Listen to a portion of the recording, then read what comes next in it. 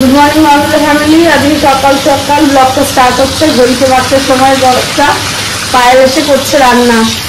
অর্ধেক রান্না করেছে আর অর্ধেকটা আছে এখন বাকি। ওকে বলে দিলাম যে পোস্ত দিয়ে যেন এই তরকারিটা করে, ওই তো জানতো না মনে হয়। ব্রেকফাস্ট তো করিনি, স্কিপ করেছি। দুধের প্যাকেট জাল দিতে হবে বলে চা বিস্কুট খেয়ে আপাতত রয়েছি। এখন দেখি মা করছে ফোন পিসিকে।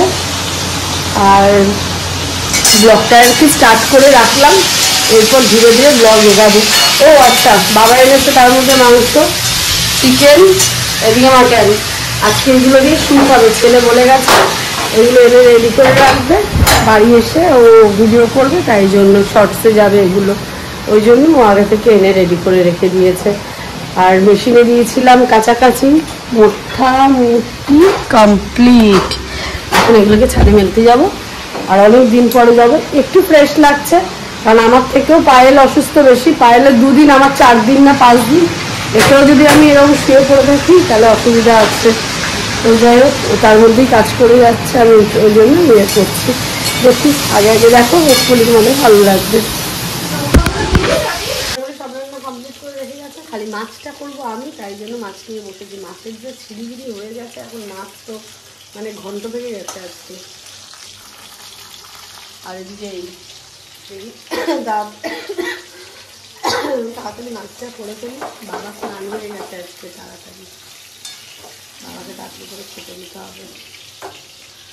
বেটে বুটে তাড়াতাড়ি পেঁয়াজ রসুন দিয়ে করে দেবে মাছ আজকে।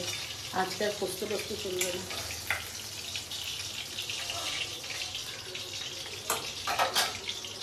আজকে মিটিং আছে না, আমার বাবা মিটিং ফিটিং নিয়ে বসে পড়েছে, যার জন্য আজকে এখনো কিছু বলছে না খেতে দেওয়ার। অনেকক্ষণ পর ক্যামেরা ধরলাম, ভালো লাগে না এখন আর ক্যামেরা ধরতে, কারণ এত মাথা ঘোরায় না। জ্বরটা সেরে গেল, শরীরটা ভিতর থেকে প্রচণ্ড বেশি উইক হয়ে রয়েছে, যার জন্য। তো যাই হোক, এখন ছেলে এসেছে বাড়িতে, করবো মাটনটা, যেটা শর্টসে দেবে। আর ওদিকে বসিয়েছি একটু চা আমার জন্য, আমার আর মায়ের জন্য। দেখি আগে চাটা করবো, তারপর রাতে একটু বেরোনোর প্ল্যানিং আছে, মানে ওই করছে, আমি না। তো দেখি একটু বেলজিয়ামে যেতে পারি, কারণ মাটন আমি খাবো না। ওই জন্য ওই বেলজিয়াম ওয়াফেল খেয়ে পুরো দিনটা কেটে যাবে, মানে রাতটা কেটে যাবে। একটু মিষ্টি মিষ্টি ভালো লাগে খেতে, একবার ট্রাই করে দেখো। আমার মনে আমার এটা নিয়ে 3rd টাইম, ভালো লাগে, আমার তো ভালো লাগে। তো যাই হোক, যাবো একটু ব্যারাকপুরের জন্য। এখন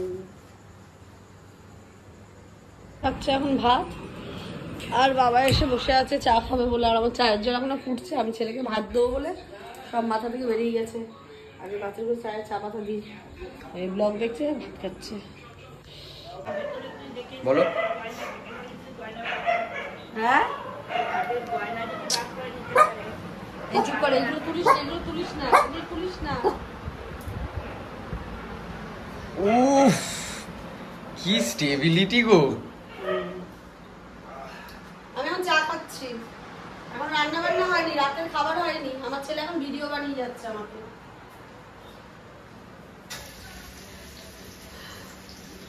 এত রাতে আমাকে রান্না করাচ্ছে জোর করে। আমার বড় মেয়ে দেখো অবস্থা কি, জোরদার রান্না চলছে। সকালে ভেবেছিলাম না ব্লগ ছোট আসবে, দেখো এখন ব্লগ আসছে জোরদার। তাও তো ইয়েটা করা যাবে না, ম্যারিনেশন করা নেই বলে চিংড়িটা হবে না, নাহলে ওটাও হতো। দেখি ওটা পরশু দিনকে করবো, কালকে তো মঙ্গলবার, ম্যারিনেশন করে রেখে দেবো, পরশু দিন করবো। সেটা আর ভালো করে দেখাতে পারবো না, কতদূর কি হয় দেখি।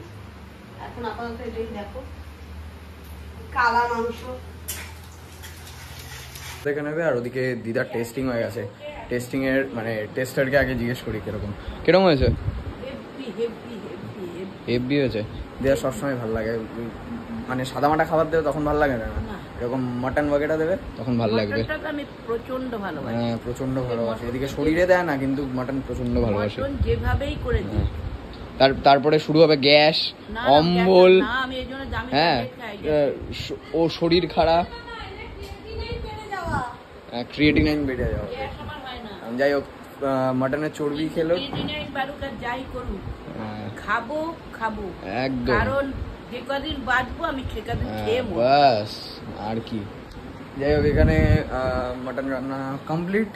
এরপরে মেন খাবার মানে দাদু খাবে, ডিনার করবে। ডিনারের টাইম অলরেডি অনেকটা বেড়ে গেছে। ও যদিও বা এদের 11টা এমন কিছু না, 11:30 12টার সময় খায়। হ্যাঁ কালার দেখিয়ে দিয়েছি, খুব সুন্দরই এসছে একদম। কি বলেছিলি তুই আমাকে? কষা কষা করে। না তুই আমাকে কি বলেছিলি? কি বলেছিলাম? যে আসবে না দেখো। আমি তো মাকে বললাম যে গোলবাড়ির যে শেফ ছিল আগের, এখন মাকে বের করে দিয়েছে, কিন্তু মা আগে গোলবাড়িতেই রান্না করতো। যাই হোক, তো আগে হয়ে যাক, তারপরে একবারে দেখা হচ্ছে ডিনারের সময়। মানে আমার ডিনার কমপ্লিট, বাট এখন মারা করবে।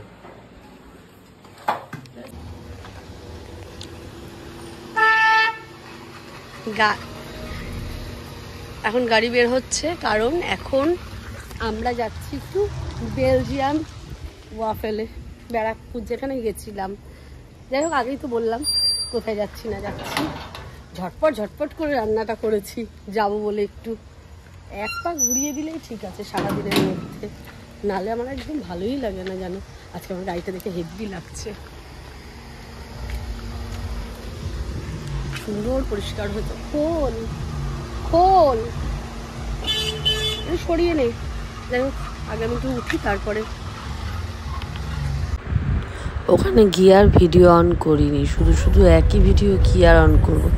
যাই হোক, তারপর আমরা বাড়ি ফিরে আসলাম। আর রাস্তাঘাট তো এমনি ফাঁকা থাকে, এটার জন্য নতুন করে কিছু বলার থাকে না। ঘুরে ফিরে পার্সেল নিয়ে বাড়ি চলে এসেছি। যাই হোক, আজকে আমার রাতের ডিনারটা এটা দিয়েই কমপ্লিট হলো। আমি খেয়েই এসেছি, আর এটা একটা নিয়ে এসেছি মা আর বাবার জন্য। খাক, এনজয় করুক তারাও। আর এই পর্যন্ত যদি ব্লগটা ভালো লেগে থাকে, do like, comment, share and subscribe. Good night. নিজের পয়সা দিয়ে আমি হজম করতে পারতাম না, যেহেতু আমার নাতি খাওয়ালো আমি এটাকে হজম করলাম। হেব্বি খেতে জানি না জিনিসটা কি, তাও খেয়ে যাচ্ছে। আর আজকে এইটাতে ট্রাই করছি, মানে এটা একটা গিম্বল, ঠিক আছে, এটা হচ্ছে ফোনের। তো যাই হোক, আজকে গিম্বলে হচ্ছে শ্যুট।